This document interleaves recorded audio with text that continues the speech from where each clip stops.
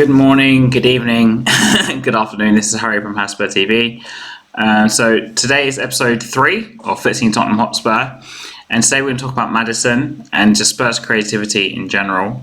So as you can tell in the picture, I put Modric as well and Eriksen, and I'm going to reference them throughout this video. So over the years, obviously Spurs have had a creative player, and it took Tottenham 8 years to sign Maddison. So thank God we finally signed him. It's 2015, thank God.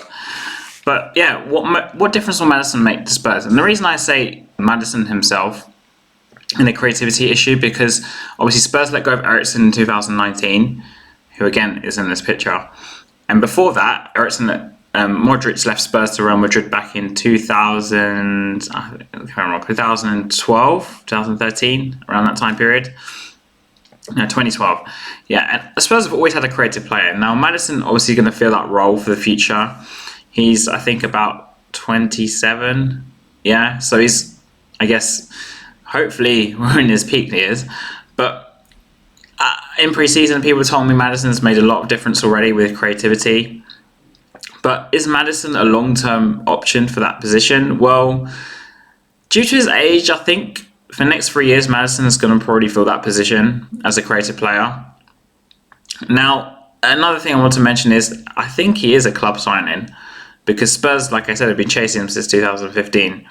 Will he fit the Ange system? I think that for me is a massive debate, because on paper, Maddison doesn't.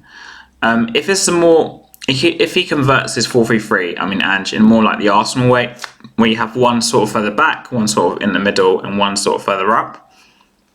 So if Maddison plays like in the way Odegaard plays for Arsenal, where he plays further up, and he just sprays the balls around the top three, right? And in our case, our top three, unfortunately, will probably be Son, Kane, and Kulusevski, because Ange is unfortunately stubborn not to change that at the moment, because it's this trusted three. I'm just assuming this from pre-season and what people told me. But with Maddison and Spurs creativity, he does solve the problem, I think, for the next 3 years. But I do think even from now, we need to be looking at someone else.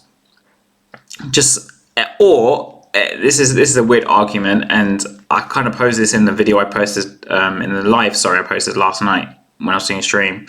Move Kulusevski into the middle, because I don't think he's going to do well out on the right.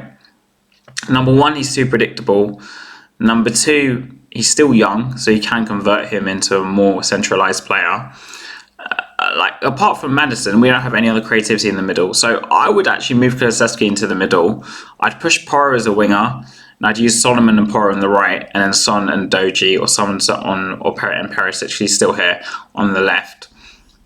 Obviously, Richarlison and Kane in the middle. But I'd move Kulusevski into the middle, and I do think, obviously, now that Maddison's actually here, I think Kulusevski could actually learn a lot of Maddison.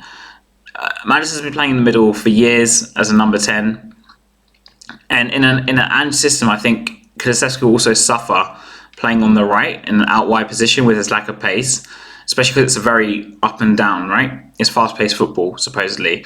So, like I said, I'd probably play Kulusevski in the middle, and I do think Maddison has a huge influence on that, because he could actually learn off Maddison, and Kulusevski could, in some people would argue, save his Spurs career.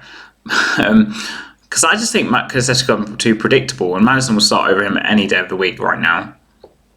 But for Maddison himself, he's going to bring, fingers crossed, goals, creativity. Him and Kane, fingers crossed, and I think on paper they probably will have a good understanding.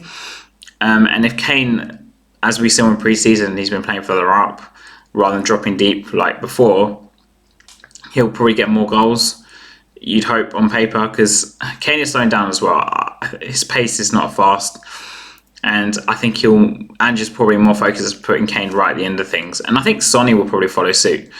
I'll probably do a video on Son actually in the next couple of days, and his long-term future at Spurs, and whether I do think he's going to be part of this new project and that sort of thing. But for Maddison, for a player that the club have chased for 8 years, we finally got him. Is he going to fix our creativity? Yes and no. Yes, in the short term, I'm going to say short term, in the next 3 years, I think he will solve our creativity problems.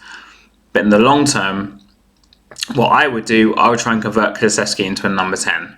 And in the Ange system, I think that's the only way Kulusevski will thrive, is in playing in the middle. And like I said, this is not supposed to be a Kulusevski video, but with Maddison here, we need to take advantage of Maddison being here and to help. So Kulusevski kind of love off him, and like he can be like his tutor in some ways. But that's what I would do. I'd use Maddison for all the years we have him, helping train the next generation, i.e. Kulusevski. So at least this time, when Maddison hits 31, 32, and he can't carry on, doesn't have the same output, we actually have someone as a successor who we've had for a long time, who knows the team. So that's what I would do. So Maddison, top signing. Is ASC our creativity? Like I said, short term, he will solve our creativity. Long term, we either need to sign someone else, or like I said, convert Kulusevski into a number 10. And this is Harry out, and have a nice day. Bye.